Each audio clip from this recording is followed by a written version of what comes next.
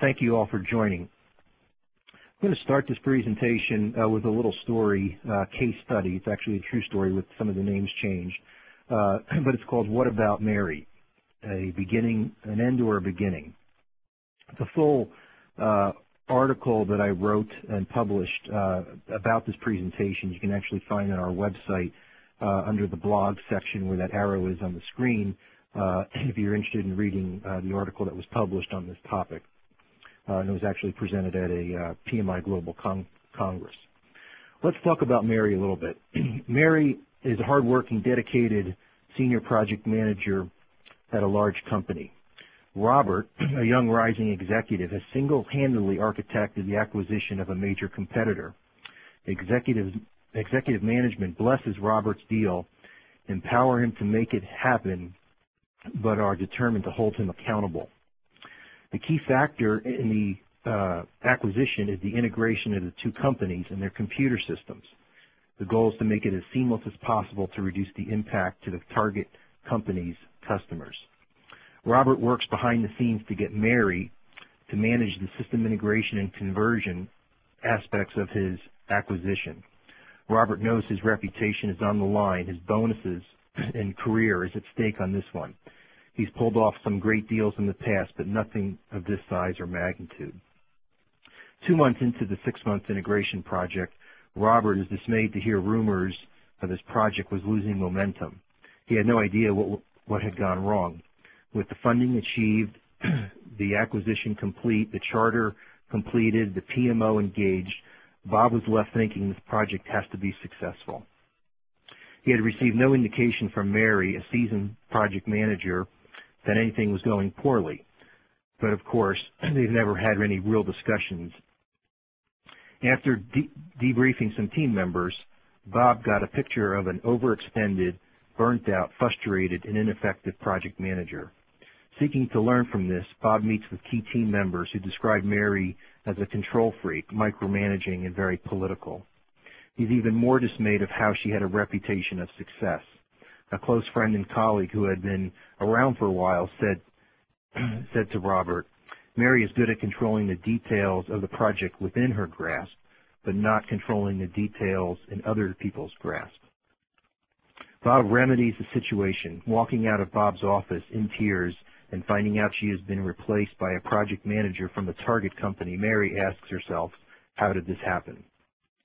I use this case study in some workshops to illustrate this idea of how sometimes we have to give up some control of our projects. I was once asked by a participant if I was afraid of losing control of my projects. And I told them that I never had control of my projects and never wanted it. If you really want to create an environment where people truly participate, you need to relinquish a level of control and let people do what they know needs to be done. So with this idea, we're going to talk about this idea of self-directed project leadership.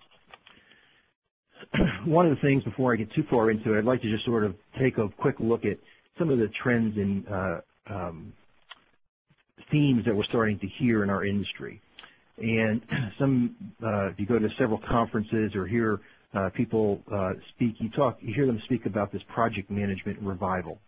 There's this idea of getting back to the basics, this idea that when companies do or organizations do have project failures, they look back at it and they find out that they admit that they didn't do the things they know they should have done. So there's this idea of focusing back on sort of the blocking and tackling of project management. Obviously, agile and speed to delivery is a big theme now. Certainly with our PMI has a new certification, our PMI ACP, Agile Certified Practitioner. Stakeholder management is becoming more predominant, which is more of the softer side of project management. But we actually now in our PMBOK version 5, we actually have a new knowledge area for stakeholder management that was broken out of the communication sections.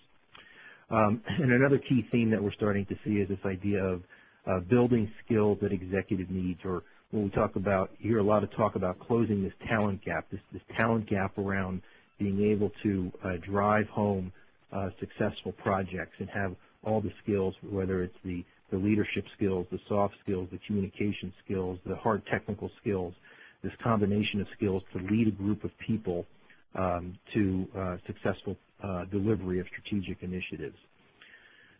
One of the things that I would ask you to think about during this presentation is not necessarily how do we fill an executive's talent gap, but how do you close your own talent gap? How do you close your own talent gap to achieve the potential you believe you can achieve? That's really what this presentation is about. So what are executives looking for? They're looking for project leaders who can initiate and sustain change efforts, manage complexity, work across the organization, get the best out of their people, and grow their capabilities. In other words, leave them more capable than they were before the project with new skills, and deliver product, service, and results that create value and recognizable benefits. How does this relate to self-directed leadership? Self-directed leadership is an intentional change experience. In other words, we take it on by ourselves. It's inspired by a purpose. The intent of the person, the intent on a personal change in our attitudes and behaviors and relationships. It's about increasing one's capabilities to achieve desired outcomes, whether they're professional or personal, that cannot be accomplished by ourselves. In other words, we need other people involved to help us achieve these desired outcomes. We cannot achieve them by ourselves. Self-directed leadership development is a process by which an individual inspired by our personal convictions and purpose develops a plan and carries out the plan to improve our leadership skills in all aspects of our life.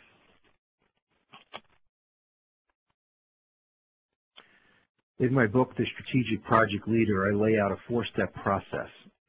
Commitment to this process, since it's an intentional change process, we have to be committed.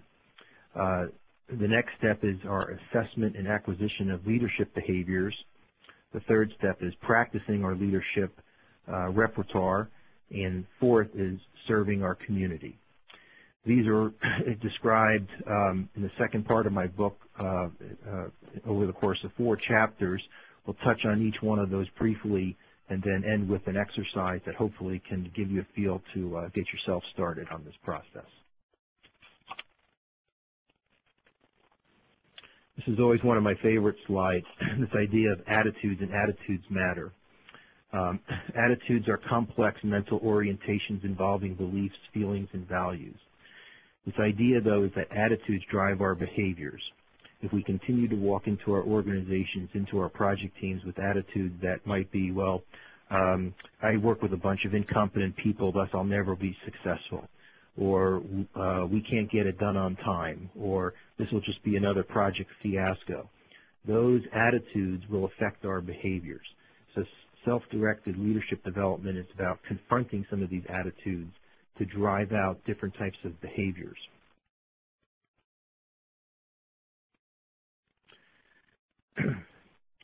Why is self-directed leadership different than traditional leadership development? Well, number one, it's behavior focused, and it's behavior focused on attitudes that drive our behaviors.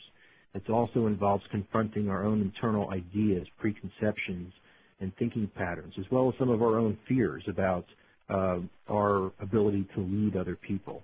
It also requires a high degree of self-awareness, but most importantly, it's initiated by you. It's not initiated by your HR department or your training department. This is something that is initiated by you for you.